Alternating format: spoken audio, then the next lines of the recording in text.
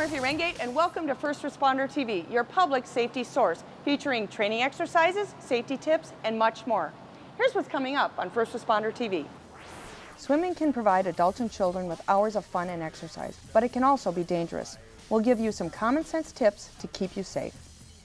Assistant Fire Chief Troy Walsh tells us some history on the Victoria Fire Department as they celebrate their 100th year. Scam Alert will give you an update on scams that have been targeting citizens in the lake area. And everyone's favorite master of avoiding danger is back. The LMCC safety expert gives you some important severe weather tips on Safety Source.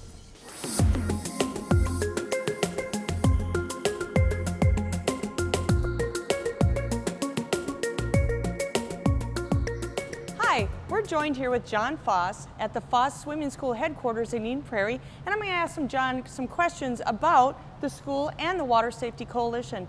John, can you tell us how the Water Safety Coalition started?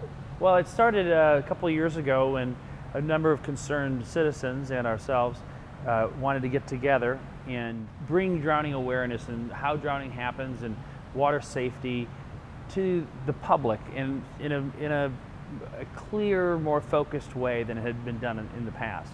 There's a misconception that people have about what a drowning is. Like a kid falls in the water and they're in help, help, help.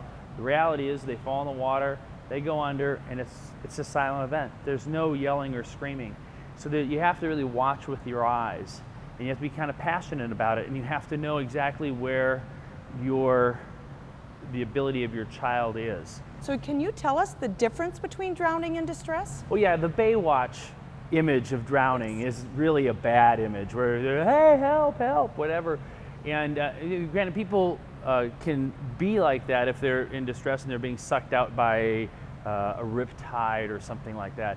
But in general, I guess we always said the best lifeguard would be a deaf lifeguard. Okay. It's almost not listening to the surrounding. It's just focusing with their eyes on what's going on in the pool. It's silent because they can't scream, and they're doing almost these automatic or instinctive motions. What are those motions, or what happens when somebody drowns? What happens to a lot of young children is they start to struggle like this, and they go underwater. And in that moment they go underwater, now their nostrils are actually flaring forward, and they can empty their lungs in about a second. There's hydrostatic pressure that's pushing, on your lungs and pushing the air out, and that's really the mechanism that makes it all happen. Is that now they have nothing there. They get water up their nose, their mouth, like this, and now they've lost a good chunk of their buoyancy. And if this is a true emergency that has to be reacted to immediately, versus distress, which that's more of the yelling and the screaming and the waving the arms and splashing. Exactly, yeah. Right. And then as you're struggling more and more, you're not efficient. You can't swim when you're struggling. You have to swim in easy, relaxed motions. When you're a good swimmer, they just hold the water almost like they're just, it's a wonderful thing. As a swim coach for 25 years, you can see the difference between a person who has the ability to hold the water and a person who's just, like this. Can you give our viewers, when they go swimming at the beach, the pond, park, their neighbor's backyard pool, what tips can our viewers take? Well, I mean, there's a lot of them here, but I'll just give you a couple. Well, first of all, running a swimming school, it's obviously take swimming lessons. Yeah. You're not going to learn in 4, 5, 8, 10 lessons. It's going to take a time. Most children, 100 lessons over a long period of time, handling it, your buoyancy and your center of gravity, and just learning how to swim. That's the best thing you can do. If they don't know how to swim and they're in a boat, by law, they should have those life jackets on. So follow the rules when it comes to life jackets, and don't just pack it, wear your jacket. John, you're very knowledgeable when it comes to water safety. You've been a lifeguard. You've probably seen drownings as I have. But can you tell us, let our viewers know what they should do when they see someone drowning and how they should do it so they don't put themselves in danger and possibly drown themselves? That's a great question. Drowning is something that if you ever see a person drowning, which is very rare, but if you do see it, there's a great danger if you go in and you're not a very strong swimmer, whatever, that you can also drown. If it's by a pool, use the equipment. The shepherd's crook is an extraordinary piece of equipment, and it has this hook here, and you have to reach beyond, well beyond a person, and bring it, over here. And every pool in the state of Minnesota is required to have this. Every beach is basically required to have this. Of course, then the ring buoy is another device that's important. You don't even have to jump in with this. You can actually, again, Throw throw it. beyond that person and pull them in. Yeah, throw, don't go, because it doesn't help you. The person has no chance of survival if you both drown. Yes. You have to look at it that way. Who's in most danger to drown? What? Well, actually, there's two groups that are equally in trouble. There is the child under the age of 5. Okay. That just doesn't know. They're ill-equipped with the small hands, big head, small feet, and then not a lot of muscle tone to swim. And they've probably been underserved for swimming lessons. But equally, males between the ages of 16 and 25 can drown, at kind of an equal rate, at least equal numbers, even though there's probably twice the age, because they're more prone to risk-taking, don't want to wear their life jackets, of course, and maybe never really learned how to swim when they were younger. They put themselves in awkward positions. Those are the two prime groups where drowning is most prevalent. Is there something on the website that you want people to click in to see right away? No, I think it's more of a global thing. You just sit there and watch it. If you have if you're on a lake or a pool or whatever, I think if you just spend 20 minutes surfing around and say, this is a serious, the pools can be fun, but they're a serious liability. And that when a drowning happens, it changes life as you know it. And it's something you have to be serious about. And on occasion, you might see something like this. You might see a little segment, and this is interesting. You see it. Well, just take the moment right now. Go there, because you're interested for about 10 minutes. Yeah. Go there, click around. Google search Minnesota Drowning Prevention Task Force or whatever it is, and then you get it, and then look at it and say, okay, well, at least I've been responsible enough to realize what I don't know. And I tell you, there's so much I don't know about life that I'm always hungry to learn more. And I hope other people will be the same way when they look at this. And if you've been touched by drowning, it's a life changer. And I've met many people in my journey who have been touched by drowning. I know there's great information out there, and I really want our viewers to know how important it is, especially you live around the lakes and in our South Lake community, the LMCC area. Do go on the website and look at some of the safety tips. Thank you very much. First Responder TV will be back after this break.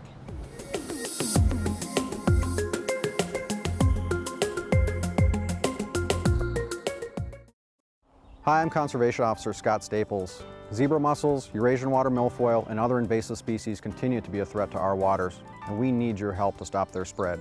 When you trailer your boat, be sure to remove any aquatic plants, mud, or zebra mussels attached to your boat, equipment, and trailer. Drain water from your bait bucket, live well, and boat before leaving the boat landing, and dispose of unwanted live bait in the trash. These simple steps protect our lakes and rivers and can help you avoid a citation. Remember, help stop aquatic hitchhikers. We interrupt this program to bring you this important message. The Lake Minnetonka Communications Commission, located in Spring Park, Minnesota, offers free television production classes. You heard it right. Free. Our friendly and knowledgeable staff will help bring your idea to the big screen. Why, thank you. We are very friendly and knowledgeable. From studio lighting and nonlinear editing to on-location shooting, we'll guide you down the path you need to succeed. Hurry in, folks. An opportunity this good won't last forever. Welcome back to First Responder TV. Assistant Fire Chief Troy Walsh gives us a look at the Victoria Fire Department as we spotlight their centennial year.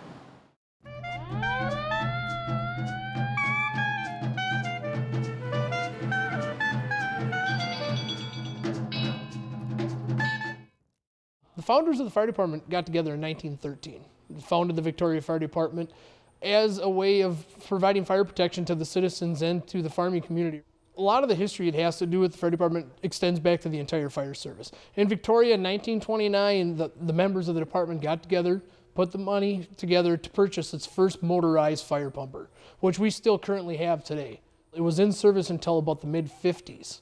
And after the mid-50s, with technology, trucks had moved forward, and the truck behind me is our current brand new apparatus. But in 1929, that was the most technological advancement in this department. The early 80s, when this fire station was originally built, was a huge moment for not only the fire department, but for the community. It was the first brand new fire station that the community ever had. You know, improving on a lot of the equipment that we have and moving forward with the technology. The fire department is a big representation of the community. It's a huge representation just because it's a billboard. Every time we leave the station, whether we're red light and sirens going to an emergency, or if we're just going down the road to a fire prevention thing at the elementary school or at a senior citizens building, we are a billboard and a pillar of the community. It's a sense of pride, not only as the membership, but as the department, to be on that pedestal within the community. The biggest reason that I'm a member of this fire department, and probably the biggest reason that anybody else is a member of this department, is because they want to give something back to the community. They feel that they need to help somebody. They feel that they want to help somebody. And every time that we roll out the door, we're helping the community. We also respond to emergencies in the time of need. And that's probably the biggest thing that most people take away from the fire service, is that they can take somebody in their worst possible time and make it better. One of the probably biggest moments that I fortunately got to be a part of was in 2010, we did have a rescue with the fire department inside of a live structure fire. You know, personally, that's one of the largest things that I'm going to take away from this business. And talking to a lot of the members prior to myself being a part of the department, that is the one and only fire save that we've had in Victoria. With Victoria being slotted to be one of the largest communities within Carver County, we're always thinking towards the future. What are our needs for 5 years? Do we need to bring on some more firefighters? Do we need to bring on some more apparatus? Our biggest concern right now with the fire department is recruiting and retention, keeping the experience and the knowledge of our senior members and bringing on new members so we can teach them to become those senior members in the future. And July 13th of 2013 is going to be the 100-year anniversary for Victoria Fire Department. The department sat down and said, we need to celebrate our 100-year anniversary. This is a big milestone for the Victoria Fire Department. When we put it together, we had some of our retired members sit down and say, you know, we want to take this on and take this event and make it a community event. The Centennial that's happened here in 2013, not only we're going to have an apparatus show, we're going to have some food vendors for the community, we're going to have a couple bands, one during the day, one into the evening, we're going to have a phenomenal fireworks show. It's a celebration of our history, and that's where we're going to move into in the future. Not only is it going to be an event for the community, but it's going to be an event for the youth of the community to show them the fire prevention and what we do and why we do, to hopefully encourage them not only to be safe, but to hopefully bring them in to our organization into the future, because that are going to be our future leaders.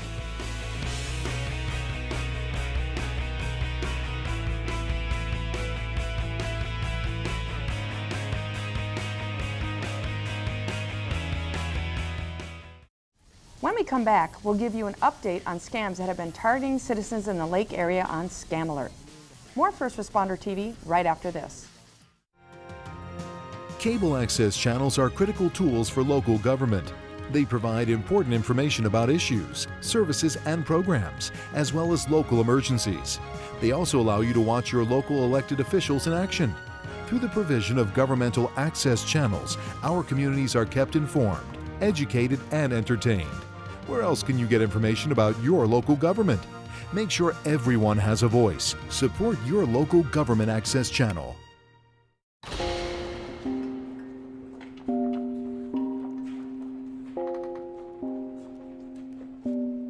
Different words describe different people.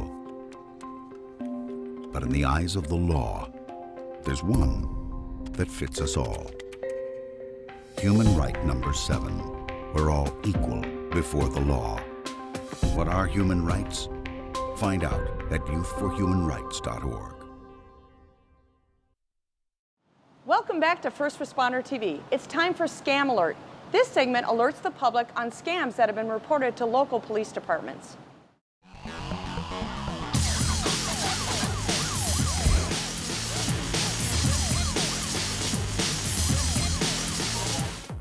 A Victoria resident received a phone call from someone who claimed he was with Wells Fargo Bank in New York City. He informed the resident that he had won $2.5 million and that it would be delivered to his house later that day. The only requirement was to send the caller a $295 delivery fee through Western Union. The resident did not provide any personal information, nor did he call the number back. You do not want the scammers to maintain any of your personal information, not even your number, on their system. Turn the tables and ask for the caller's name and contact number to verify the legitimacy of their claim. Do not confirm your name or address unless you recognize the person calling. If you receive suspicious phone calls like this, or have information related to this or any crime, contact the Carver County Sheriff's Office at 952-361-1212. Payday loan scams are continuing to happen throughout Minnesota. This scam involves victims who are relentlessly contacted through telephone calls or emails. The scammers claim that the victims are delinquent on a payday loan and must repay quickly to avoid legal consequences. The scammers will claim that they are with government agencies or law firms and use coercion tactics such as harassment and threats. They will have accurate information on the victims, including social security numbers, employer information, and bank account numbers. If the victims refuse to cooperate, they are threatened with legal actions and arrest, even telling you that there is already a warrant out for you. More recently, this scam has evolved from telephone calls to emails. The emails are official looking and meant to frighten you into action. They will display your personal information and reference the FBI and further legal actions. If you are a victim of this scam, report this and other internet fraud to the FBI's Internet Crime Complaint Center at www.ic3.gov. Some Minnesotans are now being targeted by scam telephone callers who claim that the federal government will help pay their utility bills. The scammers then use this falsehood to try to convince people to disclose their social security and banking information in order to commit identity theft. The calls are part of a national scam in which the fraudsters attempt to trick individuals in order to make unauthorized withdrawals or drain their bank account. The scam artists may use aggressive tactics to convince a person to make a rash decision on the spot, such as telling them that the offer is only available to a limited number of people and that if they do not disclose their information immediately, they will lose out on this opportunity for assistance. Do not believe these claims. Never disclose your personal information to someone you do not know over the telephone or internet. Disclosing such information to unknown entities can lead to identity theft and unauthorized withdrawals from your bank accounts. Don't be rushed with such decisions. If you require energy assistance, contact the state of Minnesota directly to inquire about eligibility. When we come back, the LMCC safety expert gives us some important severe weather tips on Safety Source. But first, we'd like to spotlight a member of our community that goes above and beyond in our next segment, Making a Difference. This month, it's West Hennepin Reserve Officer Lisa Schreier.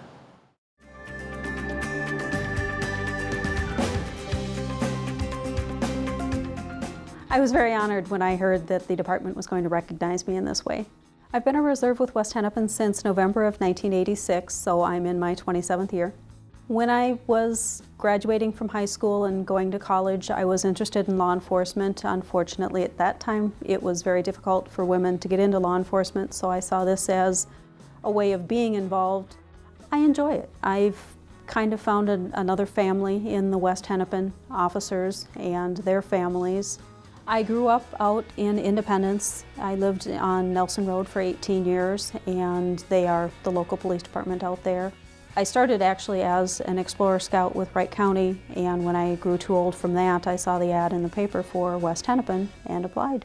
I belong to a group, the Minnesota Police Reserve Officers Association, and they are affiliated with a program that President Bush started that recognizes volunteers, and I have received the Lifetime Volunteer Award. I really enjoy it. It gives me a feeling of satisfaction. It's something for me to do during the time where there aren't many activities going on, and it's just a very strong feeling of satisfaction.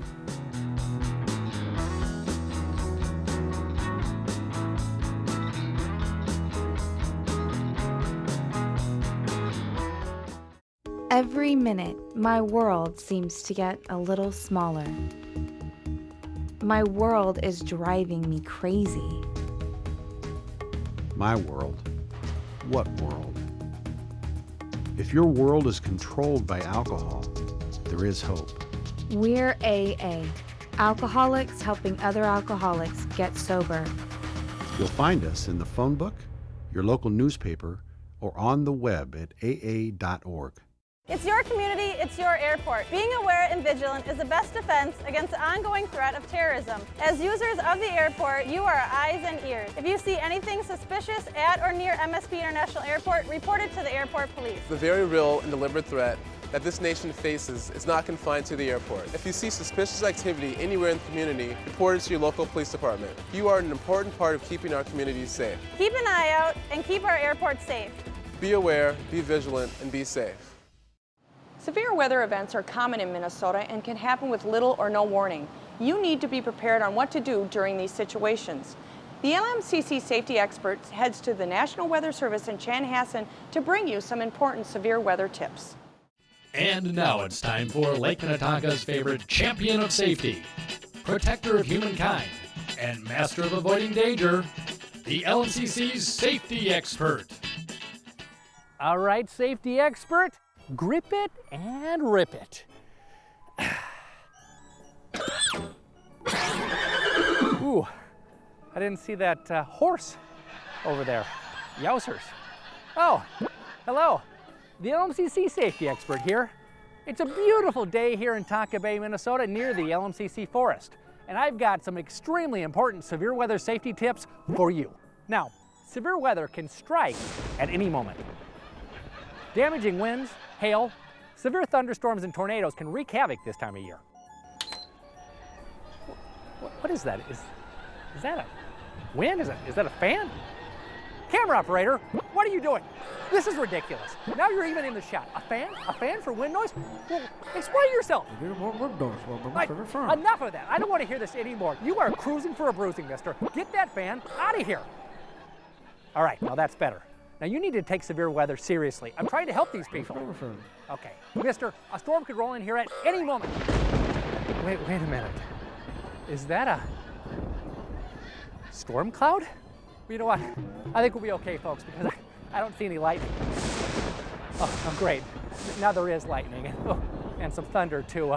You know, folks, I think I need to seek shelter immediately. I think that tree will be perfect for me, and the old golf club can shield me from the weather. What was that? Oh, you think it's dangerous for me to use this golf club and I shouldn't stand under a tree? What do you know, camera operator? Listen, you just be quiet. Oh, there's another thunderclap.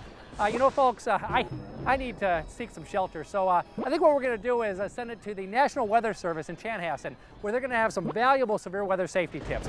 Oh, you know, okay, I'll see you in a little bit.